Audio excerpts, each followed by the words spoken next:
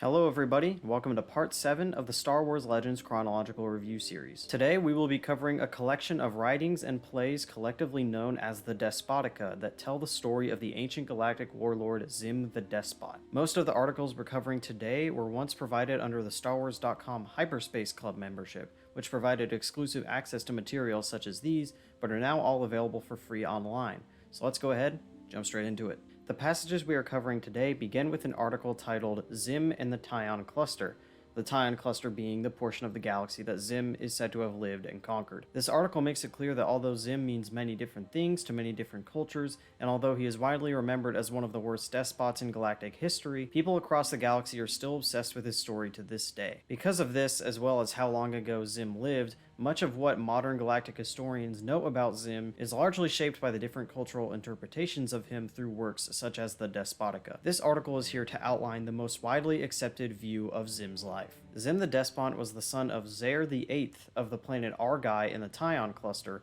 born around the year 25,200 BBY. Zer was a pirate lord who built his pirate empire around his homeworld of Argai. Upon Zer's retirement, his son Zim would take over his kingdom. Far more ruthless and impatient than his father, Zim would quickly send his forces to conquer many worlds and species. Eventually, Zim would discover the Hutts, which were an empire that seemed to be just as powerful as he was, if not more so. At first, Zim did not want war with the Hutts, and he sent his trusted advisor, Oziath, to the planet of Kovari to meet with the Hutts at their embassy to reach some sort of agreement. The Hutts offered Zim the chance for him and his people to become favored slaves under the Hutt rule. Zim, who did not like that proposal, would adopt the name of Daritha, which was the Rakatan word for the ruler of worlds, and would begin conquering various Hutt-controlled spaces. After a series of defeats, the Hutt leader Kosak would invite Zim to ritual combat on the Hutt world of Kovari.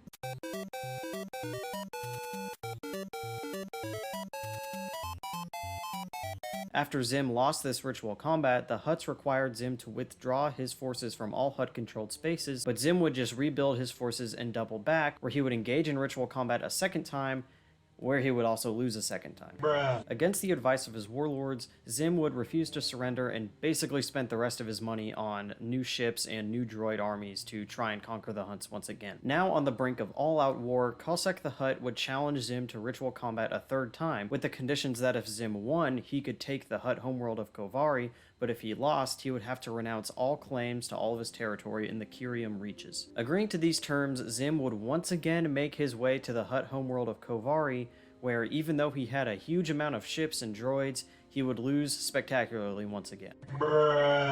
After this, the exact time and manner of Zim's death is unknown and disputed by historians. Some say that he died during that final battle at Vontor, and some say that he continued to live as a blind slave in Kosak's dungeons. Moving on to the document titled The Despotica Part 1, this document is an in-universe historical analysis of Zim by the Professor S.V. Skinks. Skinks here is analyzing exactly why Zim the Despot remains such a mainstay of galactic popular culture, even though his reign was so long ago, and there have been galactic rulers far worse than him, such as Palpatine. Professor Skinks explains how audiences across the galaxy never tire of hearing about Zim and his exploits, regardless of how many times it has been done before, or whether or not anything in these plays actually has anything to do with real historical events. Because the true nature of Zim is so obscured by various cultural interpretations, some historians contend that Zim may have actually been a fair and just ruler during his time, and that his current portrayal is the result of thousands of years of Hutt propaganda.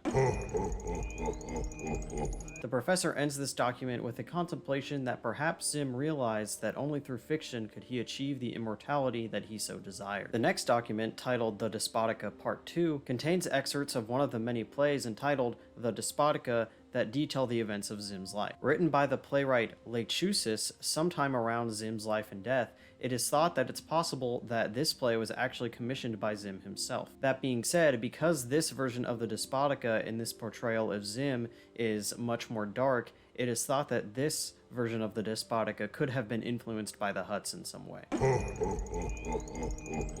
The provided excerpt of this play that we are given is full of flowery Shakespearean prose and covers such events as Zim emerging from Carbonite to come home and talk with his dad, and also Zim killing all of his own brothers. Part 3 of the Despotica covers a play written by Pesholok and was written somewhere between 15,762 BBY to 15,609 BBY. Pesholok was an actor first and a writer second, and his interpretations of Zim's life centered far more on things like big, exciting space battles that may not have reflected accurately on Zim's exploits, but were far more exciting to the general public, and it's Pesholok's versions of the play that got a lot more popular across the galaxy. Pesholok's versions of the events are also well remembered across the galaxy because his estate insists that all of his versions of the play be subtitled based on a true story, regardless of any exaggerations or liberties Pesholok might have taken while writing it. The provided excerpts of Pesholok's play, again, focus a lot on the space battles and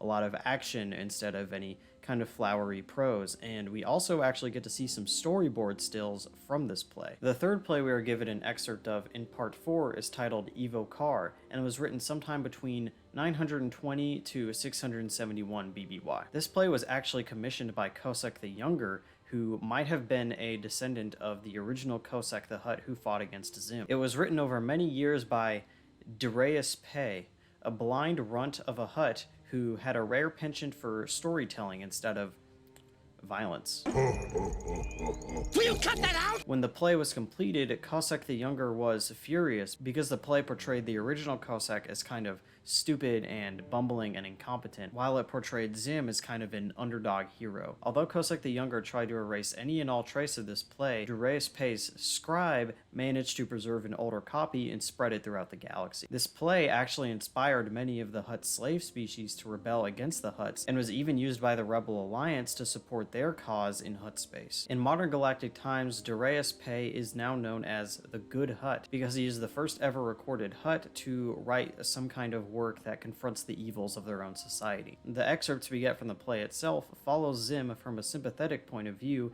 as he stands trial on the Hutt world of Evocar, now known as Nal Hutta. In the play, Zim is placed on trial in order for him to be convicted for his many crimes. However, Zim confronts this bleak situation with sarcasm and jokes. Ultimately deciding to forego the proper legal procedures, Kosek the Hutt decides to execute Zim right then and there by burning him alive with lasers in front of a cheering Hutt crowd. However, an uprising from an enslaved species, inspired by Zim, happening at the exact same time of his trial, and the revolting slaves storm the courtroom, which lead to the building's complete destruction as well as Kosek's death. After this, Zim is left completely free to regain his empire, although he has his work cut out for him. After the Despotica, the next passage we will cover is titled The Gleam of Kiirium, which is included in Part 3 of the author's cut to the Essential Guide of Warfare, which is basically a group of articles on StarWars.com that include things that Jason Fry and the other authors wanted to include in the Essential Guide to Warfare, but had to cut it for one reason or another. The first part of this article follows a scholar on his journey to find an accurate physical portrayal of Zim. However, he's unable to because what Zim actually looked like has been long lost to history. The only things he's able to find are fakes and guesses in paintings and statues, all of which claim to portray Zim, but are all widely different. Ultimately, the scholar arrives at a graveyard on Zim's homeworld of Argai and decides that a human skull is the best way to portray Zim, as that is how he appeared as in death, and a human skull was also the symbol of his empire when he was still alive. The second part of this article was also written by Professor Skinks, but was left out of the greater Despotica reader because it was written by the despicable writer Arsenic. Written sometime between 593 and 244 BBY, Arsenic's poem recounts the tale of a soldier who proclaims his love for Zim at the Battle of Vontor, venerating him for, among other reasons, his ravenous blue eyes. However, as the soldier falls in battle, he renounces his love for Zim, pondering in the end that his eyes probably were never blue. The final passage we will cover today is found in the official final printed version of the Essential Guide to Warfare, and is a war portrait for the Hutt general named Boonta the Hutt, who served under Kosek during the Hutt's conflict with Zim. Only a few paragraphs long, this war portrait doesn't tell us too much that we don't already know. It mostly just recounts things that we already just learned about Zim and the war, but it does tell us a couple interesting things about Boonta's legacy, notably a Hutt holiday named Boonta's Eve, where Hutts give their slaves trinkets and feasts in exchange for vows of their continued obedience. Another interesting fact about this Boonta's Eve holiday is the tradition to hold pod races on this day, and this is notable because the Boonta's Eve pod race is actually the pod race that Anakin Skywalker participates in The Phantom Menace. I built a racer. It's the fastest ever. There's a big race tomorrow on Boonta Eve. You could enter my pod. Anakin. Alright, well, it looks like we've covered everything there is to cover about Zim and the Despotica. Before anything else, I wanted to mention that all the documents that we have reviewed today were all written sometime after Return of the Jedi, so sometime after 4 ABY. I say this because at one point, Professor Skinks, who has organized all these documents for us, talks about Palpatine in the past tense, so it's after he died. The first time. The reason we are covering them now instead of the exact time that they were written is because they are covering historical events, or at least historical interpretations of events that occurred around 25,000 BBY, which take place sometime after the Dawn of the Jedi comics we just finished covering, but sometime before everything else. The situation is kind of similar to the one epic poem that we covered all the way back in part 1, because ultimately we are viewing that document through the eyes of people who weren't actually there to experience that historical event. It's more historians and scholars looking backward and uncovering this document that covers those events, but may or may not actually be 100% historically true. The way I kind of think about it is, if the Dawarda Verda from part 1 is like the Epic of Gilgamesh, then the Despotica is more like Hamlet. It's sort of one core story that everybody knows, but different adaptations throughout the years will redo some of those elements, but the core story remains the same and is a pop culture icon. So to me, to be honest, it is a little frustrating to have to experience the events this way, especially concerning exactly where these documents should be placed on the reading timeline. But considering that these events happened so far back in galactic history, I'm kind of okay with it. And I guess sometimes this is the best way to go about it, because most of the story content that we have covered so far, and especially ones that are more historical analysis type things like the Despotica, these historical readings are only really here to help enhance the movies and the other books that take place thousands of years later. So they're really only here to cover context for future stories. For example, the Despotica really is only relevant because it covers information that is important for a novel called Han Solo and the Lost Legacy, which we won't cover for another few hundred videos or another several years. And because I am a longtime fan who is experiencing these kind of things for the very first time, it does kind of feel like I am a historian or an archaeologist digging up these old stories from a modern perspective. Also, I really just don't feel like organizing or reorganizing the timeline any more than I already have.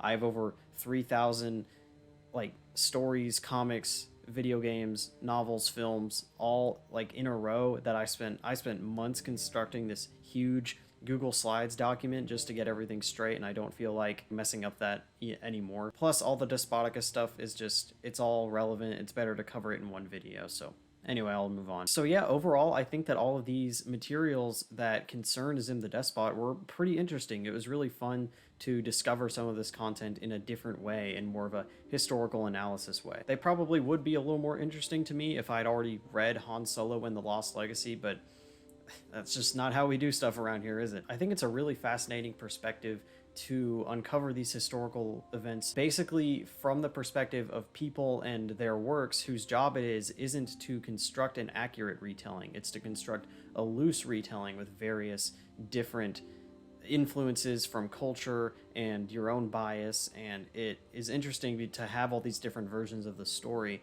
because that's kind of how storytelling in real life works. You know, in Star Wars, we can have a film and a novelization in a comic version, and they all tell the same story in 3 different ways. We also just got the Tales of the Jedi show, which showed events from the Ahsoka novel, and, you know, all of that contradicts with the Clone Wars and everything, and it's all almost like you're looking back on a history, and it's different people trying to tell the same story, and it's really interesting to envision that kind of thing from an in-universe perspective, where in-universe, those things, you aren't sure exactly how they happened. You know, pretty much the scholars in-universe are admitting every step along the way we don't actually have a clear depiction of who Zim was. In a galaxy that's filled with Star Wars, it's only fitting that the full details of one of them was lost to time, because that's really just how history works in real life sometimes. I really don't have too much to say about the individual plays themselves, though. I'd say if I have to pick a favorite, it would probably be Evocar. Something about reading Zim just cracking jokes in the middle of a Hutt courtroom, basically facing certain death, that was fun. And I especially like how it contrasts with some of the more serious portrayals of his story. I guess I'll give the Despotica 4 human skulls out of 5. Some of the poems and plays were really kind of a slog to get through, but overall I feel more enlightened with this really kind of unique Star Wars reading experience. I probably won't remember much or any of this by the time I end up getting to cover Han Solo in The Lost Legacy, so I guess it's a good thing I'm making videos that I can go back and catch up on. As usual, I highly recommend that you check out these documents for yourself if you're at all interested. A lot of the ones I covered today are completely free online. I couldn't possibly go into every single detail about Zim and all of his exploits in this video, like how Zim was a big part of his conquest was he was seeking a special mineral called Kiirium, which he used as a laser deflective plating for his droids, and I think that will be very important for the Han Solo and the Lost Legacy novel. There's so much in like really every single one of these Legends materials that I'm covering, you know, mentions of planets and species that we are familiar with from the films that I notice, and I'm like, oh, that's cool, but I can't talk about every one of those because we'd be here all day. So I highly recommend that if you're doing this chronological reading with me, which I doubt you are, that's probably why you're watching this video, but if you're interested and you want to see some of those Easter eggs, I always recommend that you go to the actual materials and look into it yourself. Well, alright guys, that's about it from me today. As always, thank you so much for watching. May the Force be with you, always.